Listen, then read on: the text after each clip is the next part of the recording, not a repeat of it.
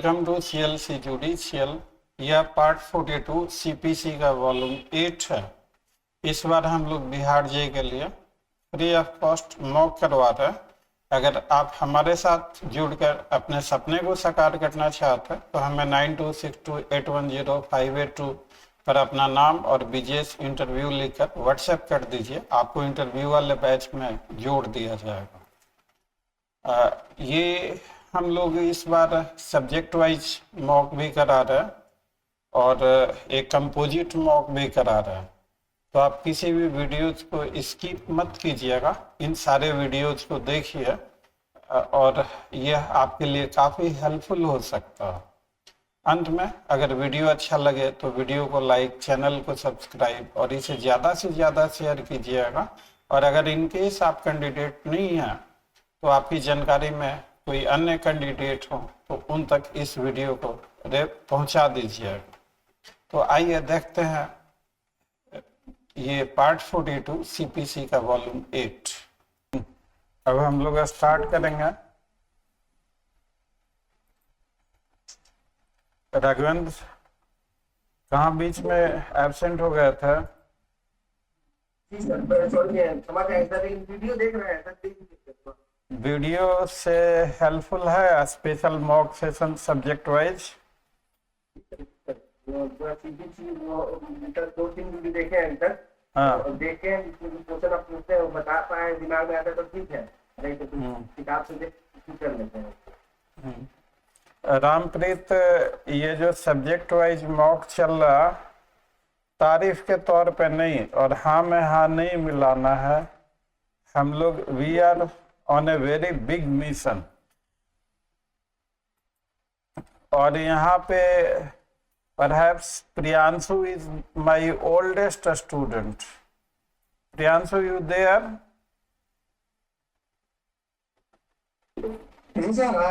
हाँ, सबसे पुराने में मतलब जैसे प्रियांशु, हम लोगों को उस समय कोचिंग ऑफलाइन हुआ करता था, ऑनलाइन नहीं होता था। हम लोगों को यह भी नहीं पता था कि ऑनलाइन क्लासेज कैसे होल्ड की जाती हैं। तो हम लोग टेक्स्ट करके क्वेश्चन पूछते थे और टेक्स्ट करके आंसर देते थे। Do you remember Priyanshu? आज से 5-6 साल पहले आप सोचिए कि टेक्स्ट करके क्वेश्चन पूछना और टेक्स्ट करके आंसर देना। उसके बाद फिर हम लोग वीडियो ऑडियो क्लिप रिकॉर्ड करके बताने लगे, फिर धीरे धीरे video. The things have gone huge change. Anyway, अब अभी का जो पर्पस है यह आप लोग बिल्कुल नोट करते जाइएगा अपने कॉपी में। देखिए, नंबर 1 कि अगर आपकी रणनीति खराब है तो उसका खामियाजा आपको भुगतना पड़ेगा। बिहार जे का इंटरव्यू एक अलग तरीके का इंटरव्यू होता। 35 से कम आया तो आप टॉपर भी क्यों ना हो मेंस के, आप बाहर हो जाएंगे। तो और ये 35 वाला रूल है, पता नहीं अंदर क्या होता है उस समय 10-12 मिनट में। हमने देखा एक से एक, I am telling you, genius student, genius. मैं किसी को जीनियस नहीं कहता,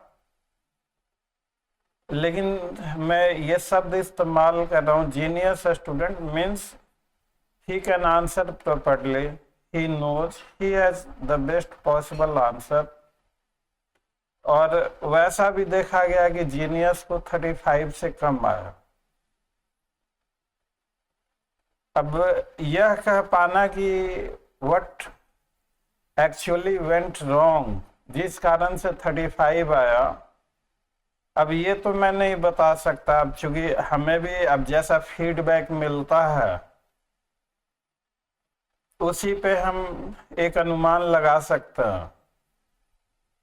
तो हमने प्रिकॉशनरी मेजर के तौर पर हमने बहुत ही इस पे दिन रात मेहनत की। आप देखिए ना, 4-4, 5-5 वीडियो हर रोज आ रही हैं आप समझ ही सकते होंगे मेरा क्या टाइम लगता होगा।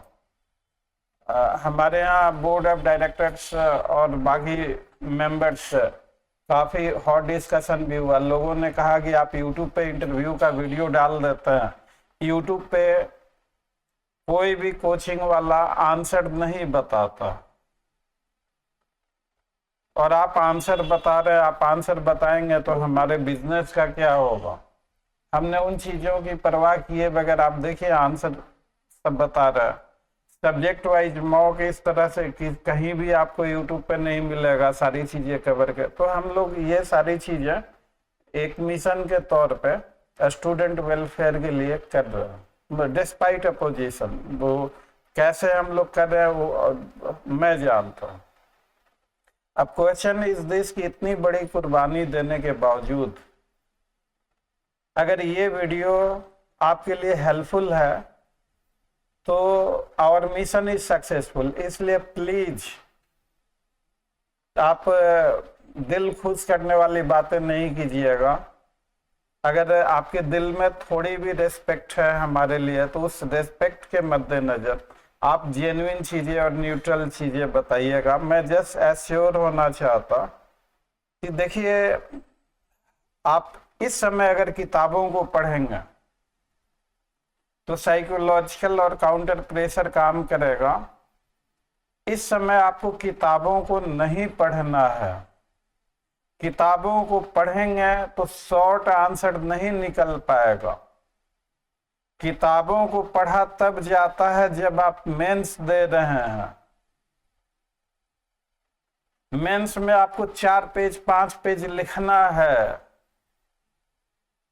यहां आप इंटरव्यू देने आए हैं। यहां इंटरव्यू में आपको 1-2 लाइन से ज्यादा नहीं बोलना है। तो अगर किताबों से आप चलेंगे तो नंबर 1 कि बहुत सारी चीजें आपकी रह भी सकती हैं। बहुत सारी चीजें हो सकता है कंसेप्ट क्लियर ना हो। तो सबसे बेहतरीन तरीका है कि किताबों को पढ़ना अब बंद कीजिए। किताब पढ़ने का टाइम नहीं है। हम लोग सब्जेक्ट वाइज मॉक दे रहे हैं। प्रियांशु, सीआरपीसी के सारे वीडियो देखे तुमने? सर सारी वीडियो तो भी नहीं देख पाया हूँ, मैं देखूंगा। मैं रात में कल ही नहीं देख पाया। चलो, आप में से कोई आदमी किसी भी सब्जेक्ट का, जैसे 3 आज सीपीसी कंप्लीट हो गया तो सीपीसी कंप्लीटेड है। सीपीसी का एक वीडियो अभी क्यू में है, क्लास के बाद आ जाएगा यूट्यूब पे, और एक रात को आ जाएगा। तो CPC is concluded, CrPC is concluded. CrPC आपका 6 वॉल्यूम में है, सीपीसी 7 वॉल्यूम में है, एविडेंस 3 वॉल्यूम में है। अब आईपीसी पे काम चल रहा। आईपीसी भी कल शाम तक कंक्लूड हो जाएगा। तो मैं ये आप में से कोई भी आदमी किसी सब्जेक्ट का कंप्लीट वीडियो आपने देखा है, जैसे एविडेंस का देखा हो या सीआरपीसी का कंप्लीट पूरा सीरीज?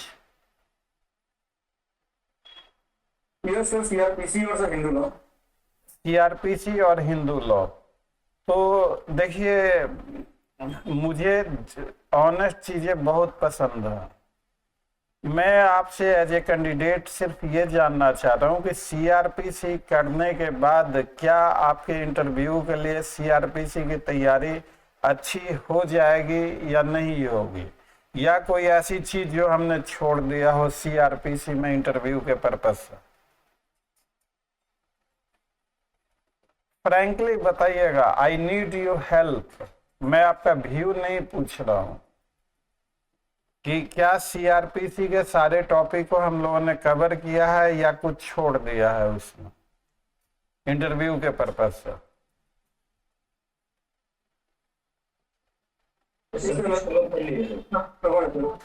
सब कुछ कवर हो चुका है सर, कुछ छूटा नहीं है। सब तैयारी, हाँ, तैयारी सबसे अच्छी से हो रही है। तैयारी से सब कुछ कवर हो। तो देखिए, अगर हम लोग यह करें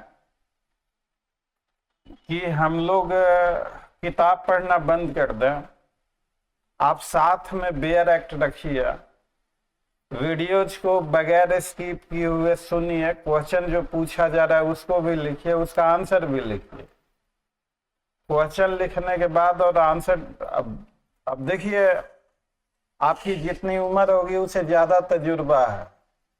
अगर मैं आपको कुछ सजेस्ट कर रहा हूं तो उसके पीछे कोई ना कोई रीजन है, और बहुत ही स्ट्रॉन्ग रीजन है, तभी मैं सजेस्ट कर रहा हूं। रीजन क्या है, रीजन को समझिए। अगर आप क्वेश्चन और आंसर लिखते हैं तो बेशक थोड़ा आपका एक्स्ट्रा टाइम लगेगा। अब क्वेश्चन आंसर आप लिखते हैं, वीडियो आज आपने देख लिया, कल भूल जाएंगे, परसों भूल जाएंगे, तो ये कॉपी में लिखा हुआ होगा, तो इंटरव्यू का जो अंतिम 3-4 दिन जो बचता है वो आपके लिए आपकी जिंदगी का सबसे अहम दिन होगा। कॉपी में अगर लिखा होगा तो रिवीजन के लिए वो हेल्पफुल होगा कि नहीं होगा आपके लिए। अगर आप क्वेश्चन लिखते हैं, आंसर लिखते हैं, तो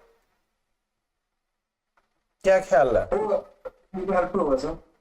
हाँ, तो इसलिए अगर स्ट्रेटजी आपकी डिफेक्टिव है तो उसका खामियाजा, आप आंख बंद करके सारे वीडियोज को बगैर स्किप किए हुए वन से, आप इस लफड़े में मत पड़िएगा कि ग्रुप मॉक वाला और स्पेशल मॉक वाला, एकदम सीक्वेंस में 1 से आप सारे वीडियोज, आज 41 वीडियो तक आएगा, तो सीक्वेंस में सारे वीडियो के क्वेश्चन, उसके जो आंसर बताए गए हैं, आंसर लिखते जाइए। सब्जेक्ट वाइज हो सके तो कॉपी बनाते जाइए, 5-6-7 कॉपी ले लीजिए मार्केट से और प्रैक्टिस कीजिए।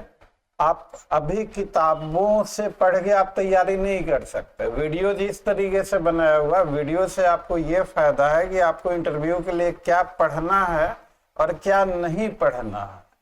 तो आपका सिलेबस इस तरह से कट शॉर्ट हो गया है कि आप विद इन ए वीक, हफ्ते दिन के अंदर आप बेहतरीन तैयारी कर सकते हैं। आपके पास लास्ट में कुछ एक्स्ट्रा टाइम बचेगा, और एक्स्ट्रा टाइम बचेगा तो और आप अपनी तैयारी बेहतरीन कर सकते हैं। आप हमारे यहाँ आइएगा, हमारे यहाँ ऑफलाइन मॉक भी है और बहुत ही कम चार्जेज पे, नॉमिनल चार्जेज पे, तो आपको वो भी ऑफलाइन मॉक करवा दिया जाएगा। आप मॉक अगर तैयारी करके देते हैं तो बहुत ही बेहतरीन है। और वैसे औपचारिकताओं के लिए आ गए और हमने आपसे पूछ लिया, तो बगैर तैयारी के मॉक देना वही होगा कि समुंदर में आपने छलांग लगा दिया और तैरना आपको आता नहीं। एक चीज और आप मत भूलिएगा कि हाई कोर्ट के माननीय जज साहब आपका इंटरव्यू लेंगे, तो उनके वेवलेंथ, उनके मेंटल वेवलेंथ से मैचिंग अगर आप आंसर दीजिएगा तो आपको बहुत बेहतरीन नंबर आएगा। हाई कोर्ट के जज साहब प्रैक्टिकल एस्पेक्ट पे ज्यादा ओरिएंटेड होंगे या वो एकेडमिक एस्पेक्ट पे ओरिएंटेड होंगे? उनका क्या प्रेफरेंस होगा, एकेडमिक आंसर या प्रैक्टिकल आंसर? Practical answer. तो हम लोगों ने ये सारे प्रैक्टिकल आंसर हमने बताए हैं। ये इस तरह से किताबों में कोई किताब ही ऐसी नहीं बनी जिसमें आपको मिल सके। वैसे भी आप चेक कीजिएगा, हमारा आंसर अगर किसी किताब से आपको मिलता है तो हम लोगों ने खुद इसे तैयार किया है आपके लिए। आप सोचिए हमारा टाइम, समय, और इस तरह से अगर आप वीडियो देखते हुए क्वेश्चनिंग वगैरह कर लेते हैं तो that is going to be extremely helpful. हम यह तो नहीं कह सकते कि इन वीडियो से बाहर कुछ नहीं पूछा जाएगा, लेकिन इतना जरूर कर सकते हैं कि अगर इन वीडियोज को इसके बताए हुए आप तरीके से कर लें तो आपका इंटरव्यू बेहतरीन से बेहतरीन हो सकता है। इस बात को जरूर हम लोग कह सकते हैं। तो एनीवे, चलिए अब देखिए, फॉर एग्जाम्पल समरी प्रोसीजर। आपसे पूछा गया कि समरी प्रोसीजर क्या है, आप कहेंगे कि ऑर्डर 37 में दिया हुआ है। आपका आंसर गलत नहीं है, लेकिन इस तरह से कहना कि समरी प्रोसीजर ऑर्डर 37 में दिया गया, ये इन हालातों में फाइल हो सकता, तो this is the average answer her student देगा। जो स्टूडेंट मेंस क्वालिफाई करके इंटरव्यू तक पहुंचा है तो फ्रेशर नहीं है। और ये एवरेज आंसर हर स्टूडेंट का आएगा। आपका बेहतरीन आंसर क्या होना चाहिए अगर पूछा जाए कि समरी प्रोसीजर के बारे में, तो जस्ट ट्राई, आप में से एक आदमी। Yes Ankit. Summary suit, but defendant has to take a permission from the court to defend his case. हाँ, आपने जो बात कही अगर उसी बात को हम इस सेंटेंस में कहें कि in summary suit defendant is not allowed to defend unless leave of the court is granted, मतलब अब मुझे नहीं पता, अब चूंकि नेमो जुडेक्स इन कॉजा हुआ, अब ये आंसर मैंने दिया तो स्वाभाविक है कि मुझको अपना ही आंसर बेहतर लगेगा, औरों का आंसर बेहतर नहीं लगेगा। आई am also a human being. आप ऑनेस्टली और फ्रैंकली, एक आंसर आपने दिया, एक आंसर हमने दिया, लैंग्वेज दोनों में कौन में अच्छी है? मतलब I have no hesitation, I always wish कि आपका लैंग्वेज मुझसे भी अच्छा हो। बाकी बच्चे लोग बताइए कि अंकित के आंसर में और हमने जो लैंग्वेज दिया, उन दोनों लैंग्वेज में बेहतर कौन सा है इंटरव्यू के पर्पस से?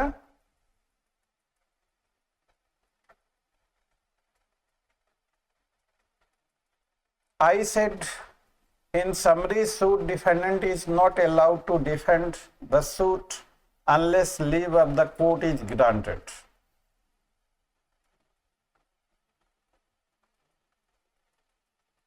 सही वर्डिंग लीगल वर्डिंग है, तो ये ज्यादा सही है, leave of the court word. हाँ, तो देखिए आप इंटरव्यू दे रहे हैं, अगर आपका एक नंबर भी ज्यादा आ गया तो आपका सिलेक्शन भी हो सकता है, और एक नंबर कम हो गया तो आप बाहर भी हो सकते। तो आपको बेहतरीन आंसर का कोशिश करना। ये सारा की समरी सूट रिटर्न कॉन्ट्रैक्ट पे होता है। समरी सूट के लिए सम ऑफ मनी लिक्विडेटेड होना चाहिए या अनलिक्विडेटेड सम ऑफ मनी पे भी समरी सूट फाइल हो सकता है।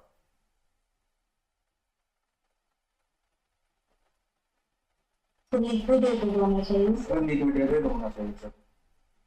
ए सर्टेन सम होना चाहिए।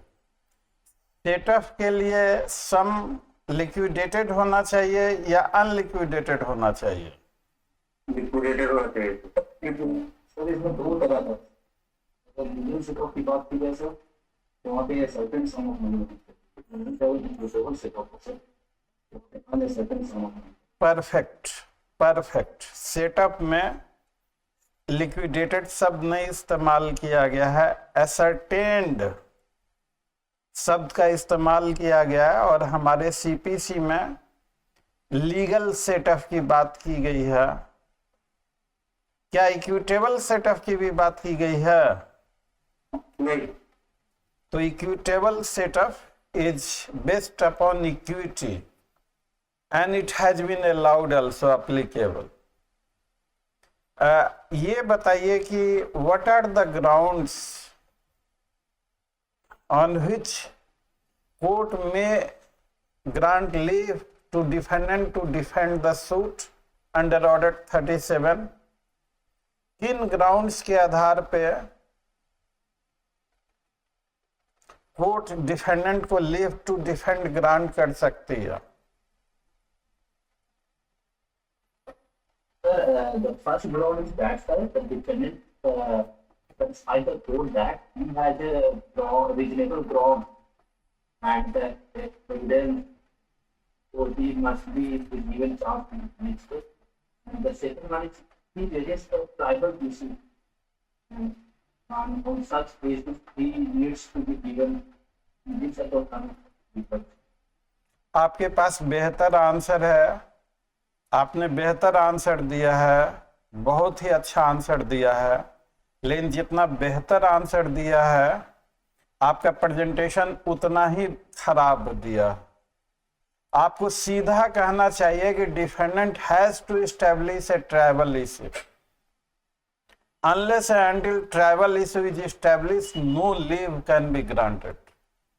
इससे ज्यादा आपको बोलना ही नहीं है वहां। क्यों? कि ट्राइबल इशू क्या होता है? पहले तो इशू क्या होता?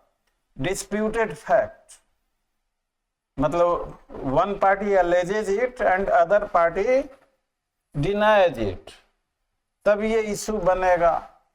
और not only the issue must be a triable issue. What is the triable issue? उसके लिए एविडेंस का लेना जरूरी है, और एविडेंस लिया जाएगा ओनली ड्यूरिंग ट्रायल। और अगर ट्रायल चलेगा तो फिर वो स्पेशल सूट नहीं होके, समरी सूट नहीं होके, ऑर्डिनरी सूट हो जाएगा। तो if defendant fails to set up a triable issue, leave to defend can not be granted. मतलब आपने ट्राइबल इशू की बात कही, लेकिन यही इसका क्रक्स है, और ट्राइबल इशू को आपने लास्ट में कहा। क्रक्स को आप सबसे पहले कहेंगे या बाद में कहेंगे? तो पहले कहेंगे। तो देखिए, इंटरव्यू के लिए अब मैं जहां तक समझता हूं कि knowing the correct answer is not sufficient. The way you speak, that matters heavily. अब यह अब समरी सूट, अच्छा चलिए ये आंसर बता दिया गया। आप में से कोई एक आदमी और बताइए, अगर यही सवाल पूछा जाए कि किन हालातों में लीव टू डिफेंड अलाउ किया जाएगा, इसी क्वेश्चन को आप में से कोई एक आदमी फिर से ट्राई कीजिए।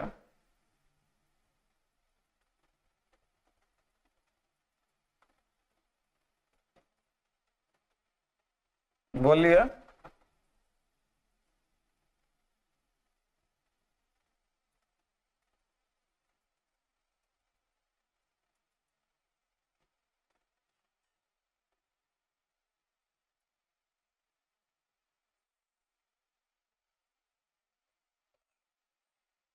In summary suit, on what ground leave to defend can be allowed?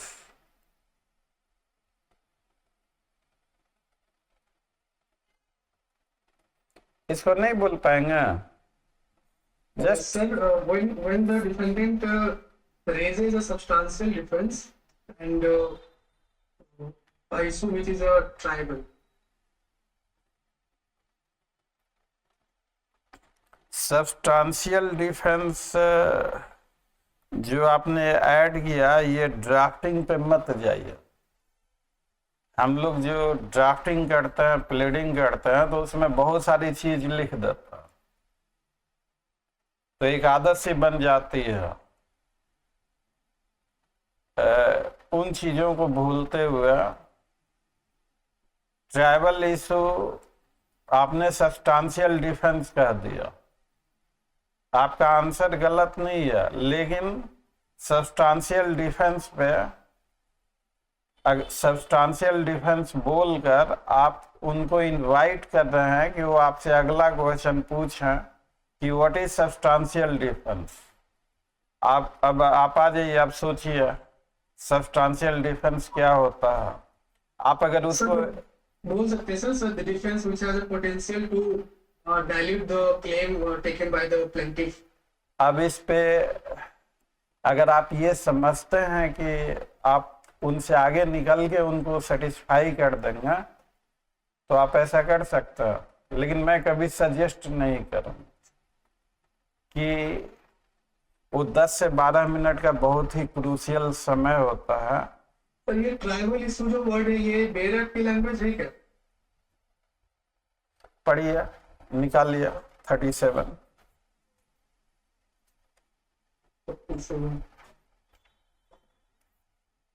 कहाँ पे सर, कौन से ऑर्डर? ऑर्डर 37। हाँ, जी सर। और ये केस लॉ से भी निकल के आया है। और सब्सटेंशियल डिफेंस वर्ड यूज किया गया है सर। हाँ। हाँ। 5 में, हाँ हाँ रूल 3 सब रूल 5 में जो उसका प्रोविजन है वहाँ पे लिखा हुआ है कि provided that leave to defend shall not be refused unless the court is satisfied that the fact disclosed by the defendant do not indicate that he has a substantial defense. That's mean अगर substantial defense है तो वो allow नहीं है। अब substantial defence को ही tribal issues में court के द्वारा बहुत सारे जजमेंट में एक्सप्लेन किया गया। तो लोग केस लॉ उनको याद रहेगा या ये सारी चीजें याद रहेंगी? तो सर ट्राइबल इशू तो मोर कॉम्प्लेक्स हो जाएगी। ट्राइबल इशू क्या है, इससे अच्छा सब्सटेंशियल डिफेंस हुआ कि बोलने के लिए आपको ट्राइबल इशू बताया गया ना, यानी issue of which determination of which evidence is required to be taken. तो ये केस लॉ से वर्ड आया है triable issue. Yes, that is the more practical and effective answer. Triable issue बोलने का मतलब है कि आपने प्रोविजन भी पढ़ा है और केस लॉ से भी आप अवेयर हैं और आपको फुल मार्क्स मिलेगा वहां पर। मतलब ये हमने एक एक चीज को बड़ा केयरफुली तरीके से प्लान किया। मैं भी ultimately I am also human being, कहीं भूल चूक मुझसे भी हो सकती है, लेकिन so far as this portion is concern. और ये समरी सूट के बारे में खूब पूछा जाता है, मतलब पूछा गया। अगर ऑर्डर 37 में जो कितनी बार डिफेंडेंट को सम्मन भेजा जाता है?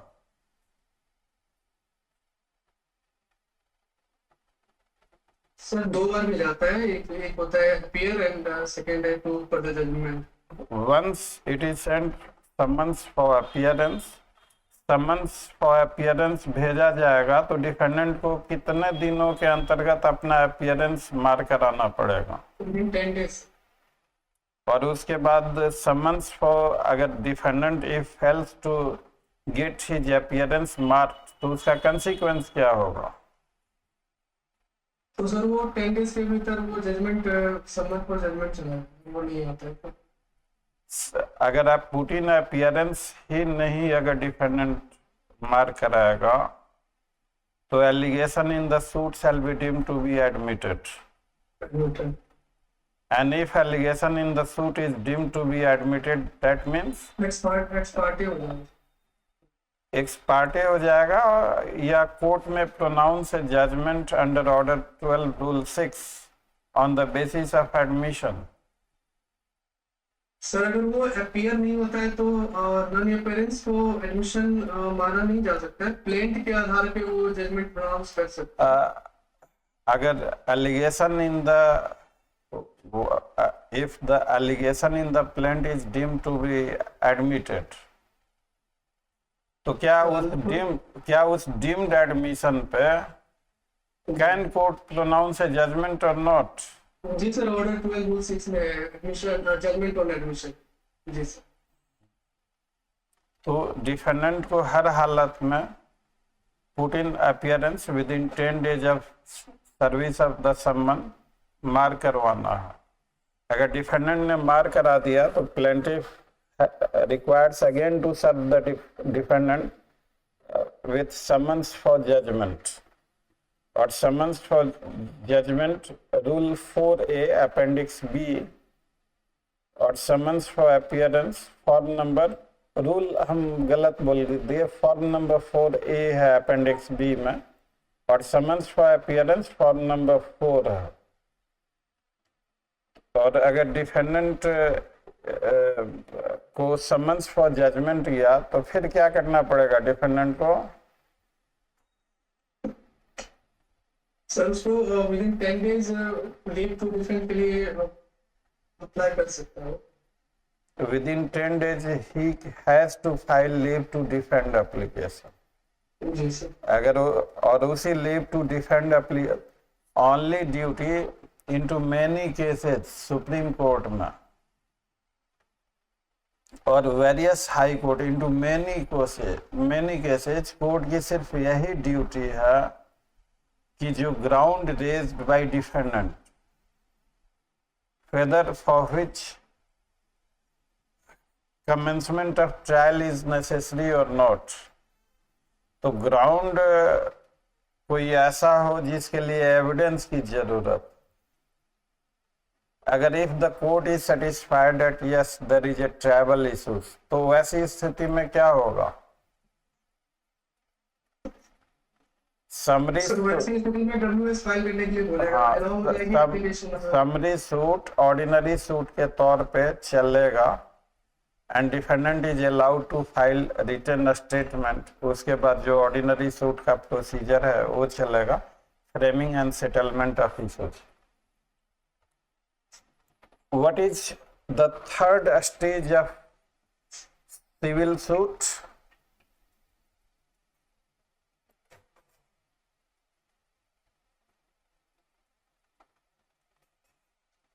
शायद ये पीछे हमने पूछा था और नहीं पूछा, मुझे जब मैं एलएलबी कर रहा था मेरे प्रोफेसर ने जब समझाया था मैंने बोल दिया था कि फोर्थ स्टेज सर क्या होता, बहुत डांट लगी थी मुझे। मैंने वैसे नहीं, मतलब जस्ट आउट ऑफ क्यूरियोसिटी पूछा था, पता ही नहीं था पहले। तो जब एलएलबी कर रहा था शुरुआती दौर में ये भी नहीं जानते थे कि प्लेंटिफ क्या होता, डिफेंडेंट क्या होता। धीरे धीरे मतलब जैसे जैसे आप लोगों के साथ, हर किसी के साथ होता है वैसा। तो how many stages into civil suit? First stage क्या होता?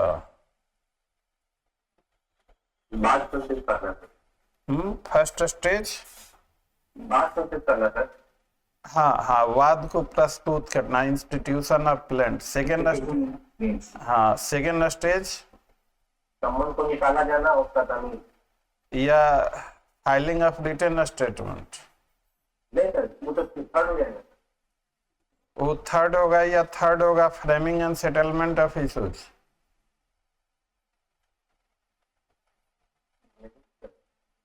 फर्स्ट तो रिटन स्टेटमेंट होगा। हाँ,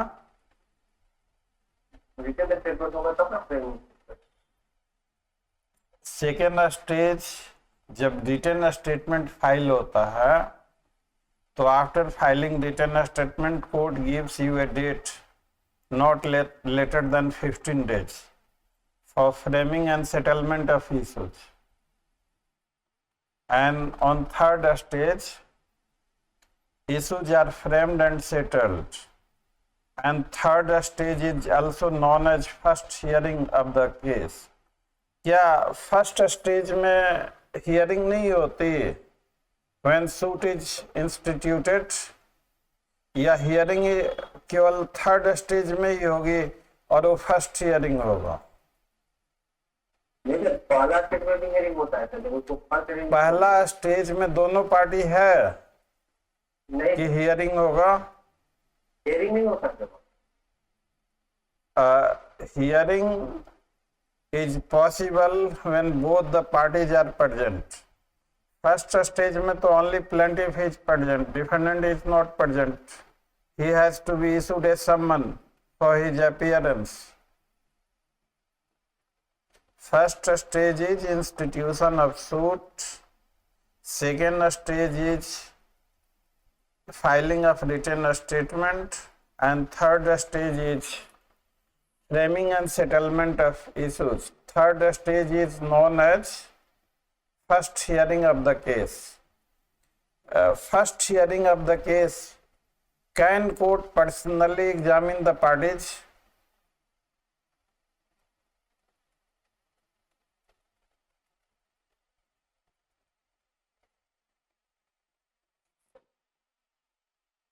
ऑर्डर 10 रूल 2 क्या कहता?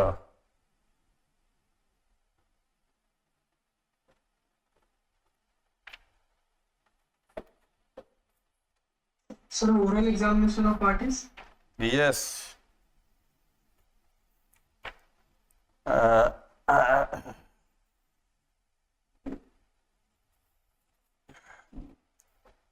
और प्लीडिंग हम लोग ये प्लीडिंग में फैक्टा प्रोबेंडा और फैक्टा प्रोबेंसिया, इन दोनों में डिफरेंस क्या होता है? Which is to be pleaded, फैक्टा प्रोबेंडा और फैक्टा प्रोबेंसिया? So facta provenda is not a evidentiary fact, it's a fact which needs to be pleaded. What is difference between the both? So वो fact जो होते हैं वो evidentiary fact होते हैं to prove the fact which has taken as a ground for defense or ground for claim. उनको prove करने के लिए जो fact होते हैं उनको बोलते हैं facta proventia. How facta probenda is to be proved, that fact is known as facta probensia. क्या ऐसा भी कह सकते हैं? जी सर, जी. तो only facta probenda is required to be pleaded, not the facta probensia. अगर कोई pleading irrelevant है तो कोर्ट क्या करेगी? कैसे? अगर स्ट्राइक आउट कर देते हैं वो सारे. yes, very correct.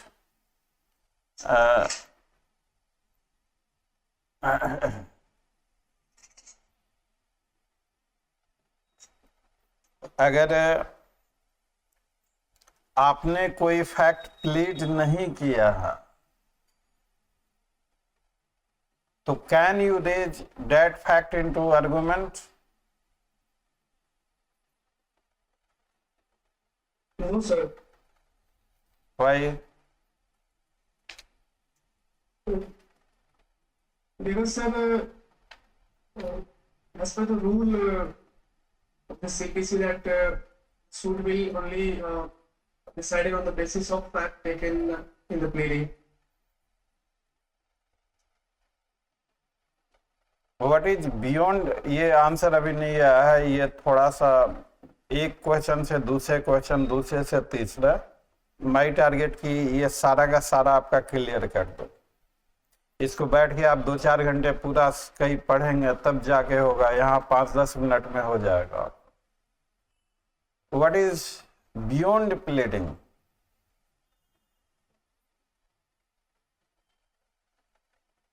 So taking some new facts which are not pleaded in the written statement of the plaintiff is for the beyond plea.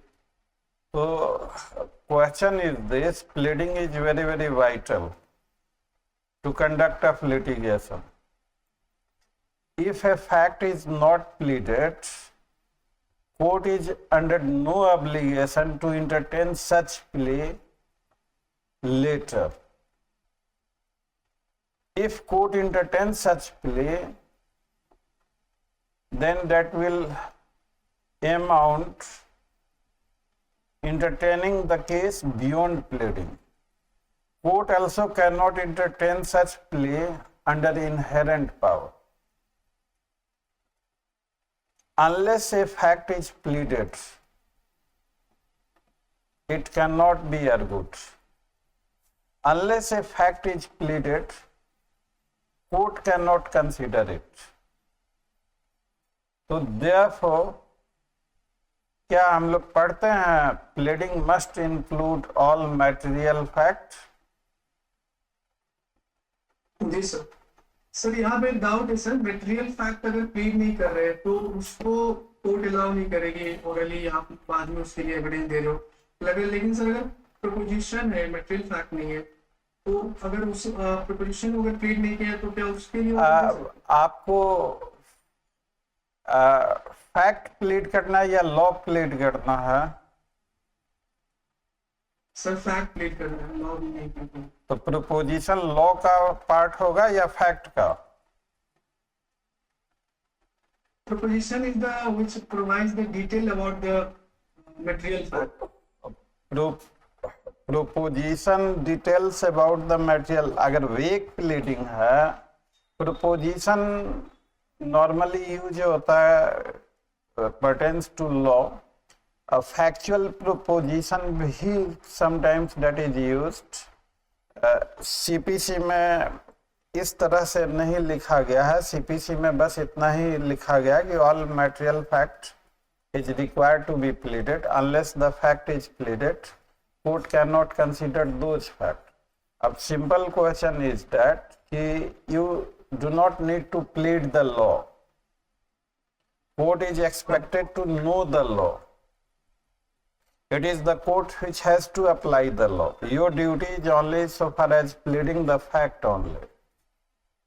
Law के pleading से कोई लेना देना नहीं है, तो so far any subsequent proposition, तो if it concerns fact, तो उसके लिए अगर pleading में नहीं है तो we have another procedure कि अगर कोई mistake हो गया तो there is a provision for amendment of pleading. जी सर। तो आपने प्लीड नहीं किया, ना ही आपने अमेंडमेंट की प्लीडिंग की, and you wish court to consider that, can court consider it? No sir. So what is the meaning of material fact?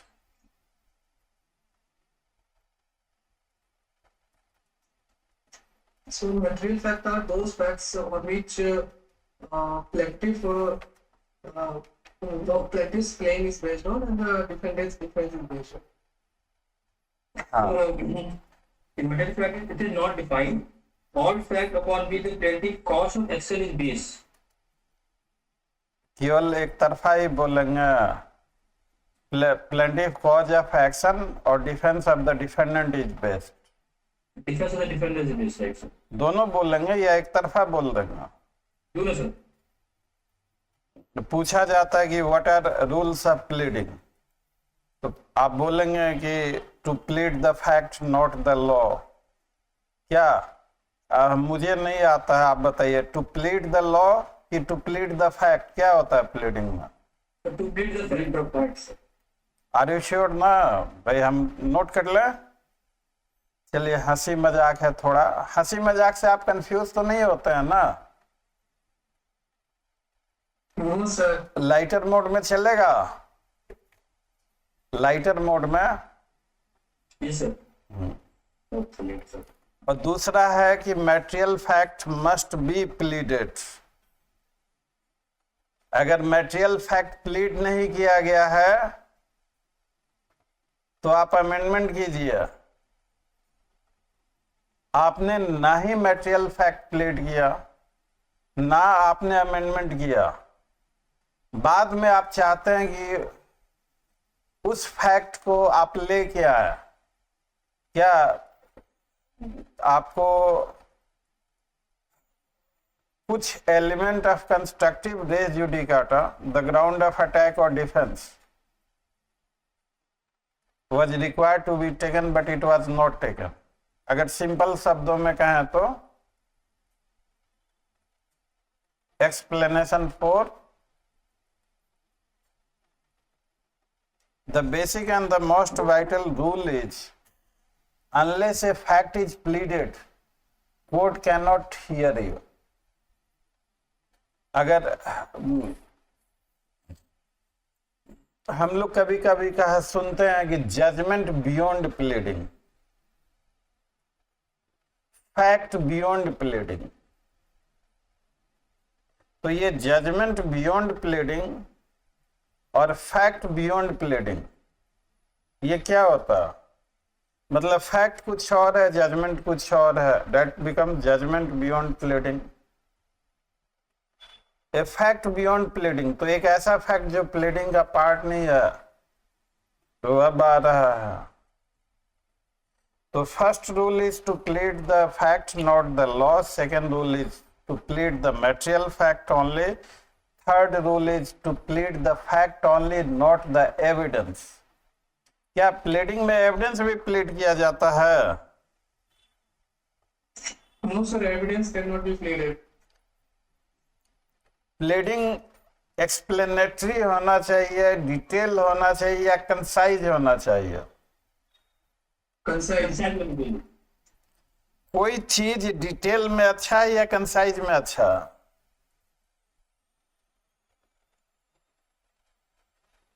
अब बताइए, हम नहीं जानते हैं। कोई चीज कंसाइज फॉर्म में अच्छा है या डिटेल में अच्छा? सर कंसाइज में अच्छा होता है, कंसाइज है और brevity, brevity soul of wits. Brevity का मतलब, संक्षिप्तता, और विट का मतलब बुद्धि से। बुद्धिमानी। तो संक्षिप्त में समझदार लोग अपनी बात को कहते हैं, और पूरा भूमिका कौन बनाता है?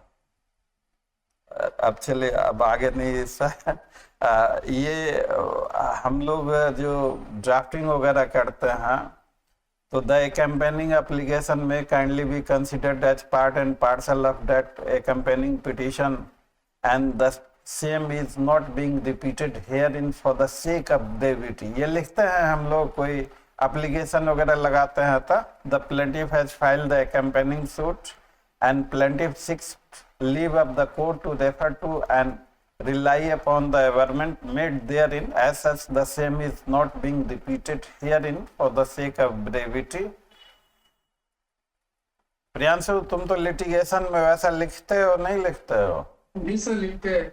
हाँ, तो एप्लीकेशन में सब में लिखते हैं। हाँ, ये सब में ये रहता। Repetition हाँ, तो क्यों कि रिपीटिशन, तो प्लीडिंग हमेशा कंसाइज फॉर्म में होना चाहिए।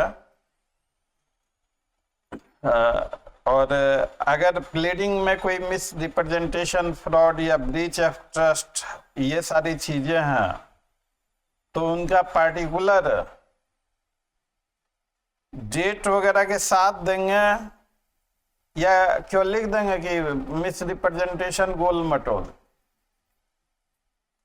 सर इस तरह के केस में सर डिटेल, हाँ हाँ, उसका पार्टिकुलर्स हम लोग देंगे।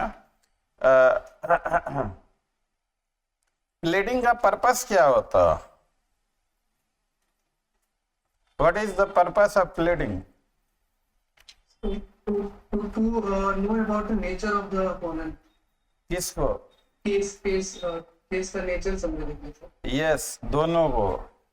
A litigant has also a right to know the case of his opponent, or not only that, court has also to understand what the matter really is। प्लेडिंग से बहुत सारी चीजें पूछ ली गई हैं। अब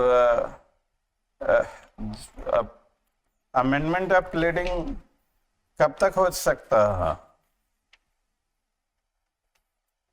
सर जनरल रूल है कि बिफोर ट्रायल सर होनी चाहिए, but sir in special circumstances beyond the trial भी सर कर सकते हैं, सफिशिएंट काउंट होगा। हाँ, because it is a procedural aspect and procedure is adopted to do complete justice।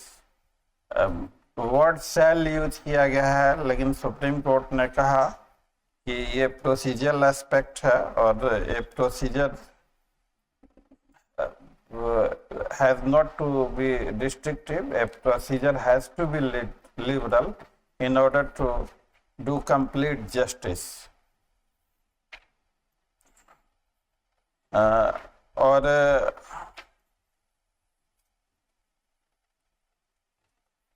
Doctrine of relation back क्या होता?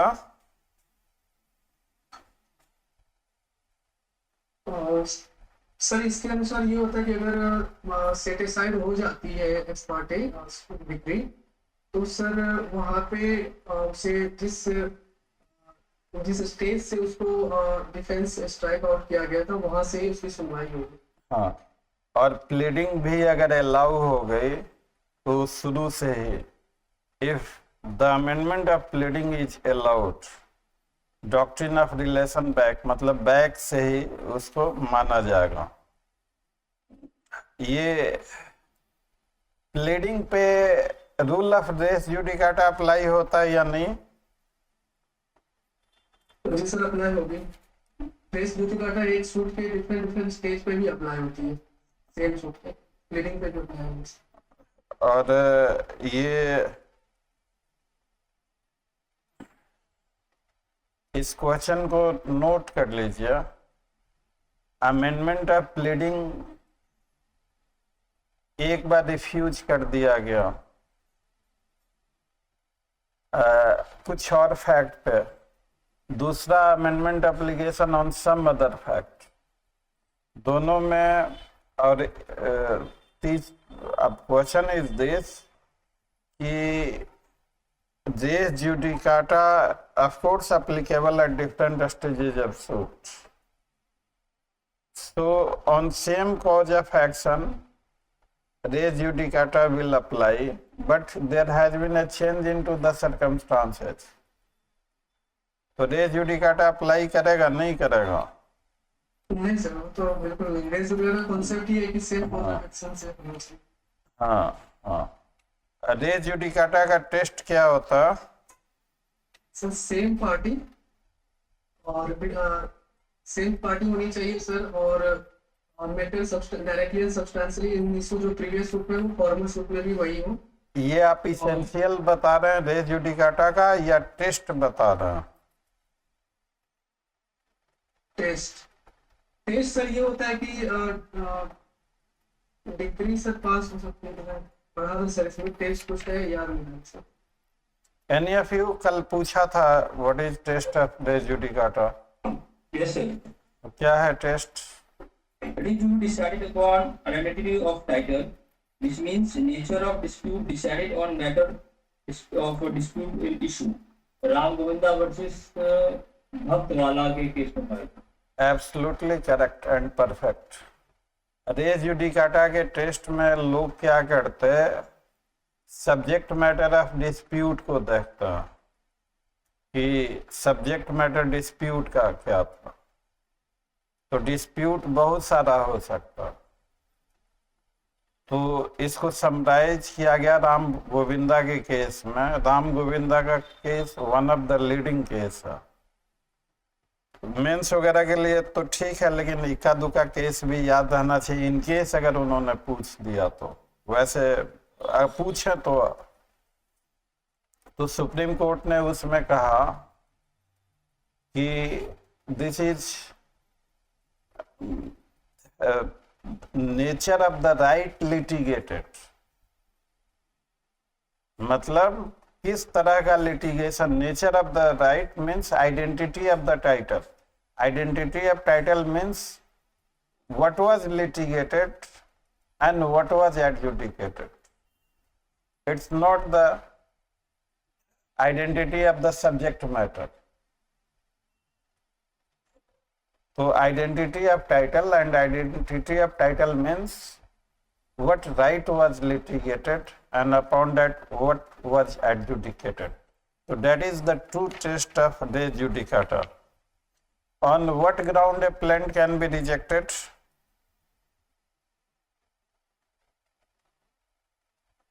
Sir, when you go there at the order start, you will be able उसका जो नियम है उसके अंतर्गत जो बताया गया उसमें से किसी में कॉल करेगा तो उसको नामंजूर कर दे। अगर प्लेंट insufficiently stamped है, can it be rejected? Relief claim is undervalued, तो रिजेक्ट हो सकता नहीं हो सकता? रिजेक्ट करेंगे सर, उसको समय देंगे कि हाँ। अगर प्लेंट डुप्लीकेट में फाइल नहीं है तो रिजेक्ट हो सकता नहीं हो सकता? डुप्लीकेट वाला देखिए तो ऑर्डर 4 रूल 1 का 1 है, क्या है? ऑर्डर 4 का रूल 1। हाँ, और suit is barred by any law, तब भी प्लेंट रिजेक्ट हो सकता। और ये if plaint does not disclose A cause of action, तो अगर प्लेंट में कॉज ऑफ एक्शन ही नहीं है तो सूट क्या इमैच्योर है या क्या है?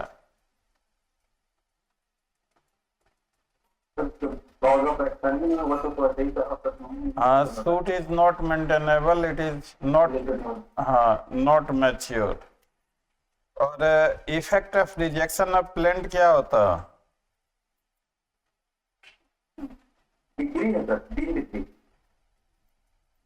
अगर प्लेंट रिजेक्ट हो गया तो can plaintiff bring a fresh suit on the same cause of action और नॉट? ला सकते हैं सर। और ये प्रोविजन क्या है उसका? Order 7 rule 13 sir.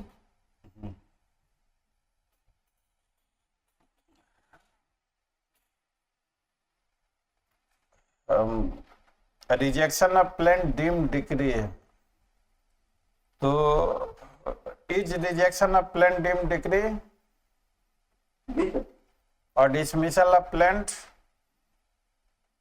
वो नहीं है सर। तो if a plant has been rejected and a decree has been passed, can plaintiff bring a fresh suit in respect of same cause of action? Rejection के बाद ना सर, हाँ, हाँ ला सकते हैं, तो उसी बात में यस ला सकते हैं। रूल 13 को पढ़ दीजिए। जहाँ बात पत्र की नामंजूरी से नए बात पत्र का उपस्थित किया जाना प्रभावित नहीं होता, इसमें उसके पूर्व वर्णित आधारों में थोड़ा अंग्रेजी वाला पढ़ दीजिए। हिंदी वाला है बस। अंग्रेजी वाला किसी के पास है तो पढ़ दीजिए।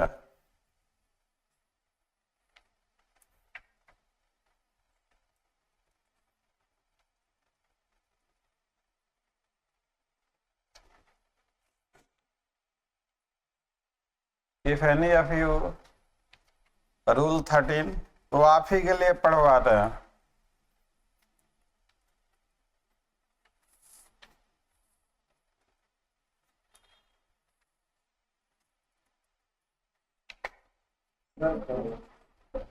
Order 7 rule 13 sir. Where rejection of claim does not include presentation of fresh claims. The rejection of the claim on any of the grounds herein before mentioned shall not of its own force preclude the plaintiff from presenting a fresh claim in respect of the same cause of action. तो ये आपको confuse करने के लिए उधर से पूछेंगे कि डिम डिक्री हो गया, इधर से पूछेंगे कि क्या ऑन सेम फैक्ट पे सेम कॉज ऑफ एक्शन पे फ्रेश प्लेंट फाइल कर सकते कि नहीं, तो यस कर सकते हो। रूल 13 ये दोनों मिला के ही पूछता है। और ये प्लीडिंग 90 डेज के बाद भी अमेंड की जा सकती है on just and reasonable ground. Case का नाम क्या था?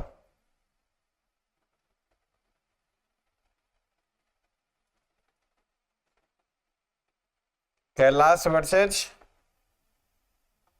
Namaku sir. हाँ, तो इसको याद रखिएगा। Namaku sir. अ, मेरा एक डाउट है सर। हाँ, Sir, suppose that rejection of claim is being received, can you file appeal? अब now Where we could be appeal by every decree is appealable. this sir. Dim decree is appealable or not? और अगर दिन भी degree लगा रहा तो appeal अगर करना तो इस लायक नहीं है। बिल्कुल होगा। Dim decree is also a type of decree, ji sir. and every decree is appealable. This is one of the characteristic of decree. Except consent decree, each and every decree is appealable. तो चलिए आज के लिए इतना ही। अब time हो गया, अभी बहुत सारे वीडियोज पेंडिंग हैं, 2 वीडियो और आएगा। तो आपको अल्टीमेटली एक चीज और कहूंगा, हम लोगों के पास कलेक्शन है, हम लोगों के पास क्वेश्चन लिखा हुआ भी है कि पिछले इंटरव्यूज में क्या पूछेगा, और उसका आंसर भी है। खुद आंसर मैंने अपने हाथों से बैठ के लिखा। लास्ट टाइम हम लोगों ने दिया भी था, लेकिन लास्ट टाइम का एक्सपीरियंस हुआ क्या कि उससे नुकसान हुआ, कैंडिडेट को ही नुकसान हुआ। कैंडिडेट को ये नुकसान हुआ कि कैंडिडेट शॉर्टकट के चक्कर में उसको रट के गया, एक दो शब्द मिस कर गया। कोई लिखी हुई चीजों में अगर एक आध शब्द आप मिस कर जाते हैं, रट्टा मारे हैं, तो आपका आंसर उल्टा भी हो सकता है या नहीं हो सकता।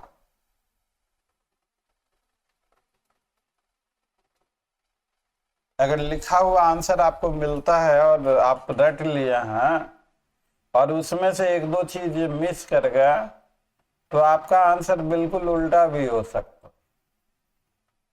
तो ऐसे हुए एक्सपीरियंस से हम लोगों ने सीखा, तो इसलिए हम लोगों ने वो लिखा हुआ आंसर देना बंद कर दिया।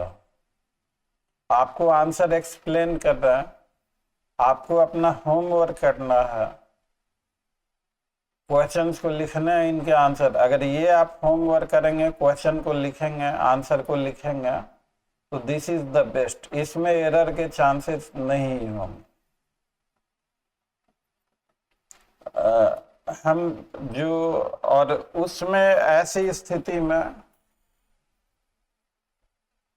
आप कोई चीज करते हैं, ग्रेटुटस एक्ट करते हैं, तो उसका जो अब स्टूडेंट को हमने लिख के दिया कुछ और, तो कुछ चीजें मिस कर गया, वहां पे बोला कुछ और।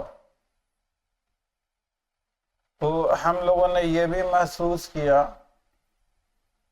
कि उसमें हम लोगों को ही कहा गया,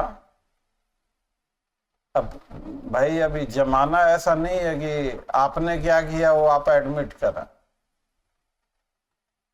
तो हम लोगों ने इस बार वही डिसाइड किया कि आंसर नहीं देंगे, क्योंकि रट्टा आपको नहीं मारना है। ये बताया जा रहा है, एक्सप्लेन कराया जा रहा है, आप क्वेश्चन को नोट कीजिए, इसके आंसर को नोट कीजिए, अपनी कॉपी बनाइए और उनको रखिए। तो we have taken the decision not to provide answer. Answering जैसे पहले बीच में कुछ आया था, आंसरिंग हम लोगों ने मीटिंग की, और answering by no as answering, अगर लिखा हुआ आंसर दिया जाए, ये इंटरव्यू है, आपको वहां पे सोचने समझने का टाइम नहीं है। मेंस नहीं है कि आप रुक गए, रिकॉल करें, बार बार चेक करें और फिर लिख रहे हैं। यह इंटरव्यू है, वहां सोचने समझने का टाइम नहीं है। रटा हुआ अगर आप मिस कर गए तो आपके लिए बहुत ही नुकसानदायक हो जाएगा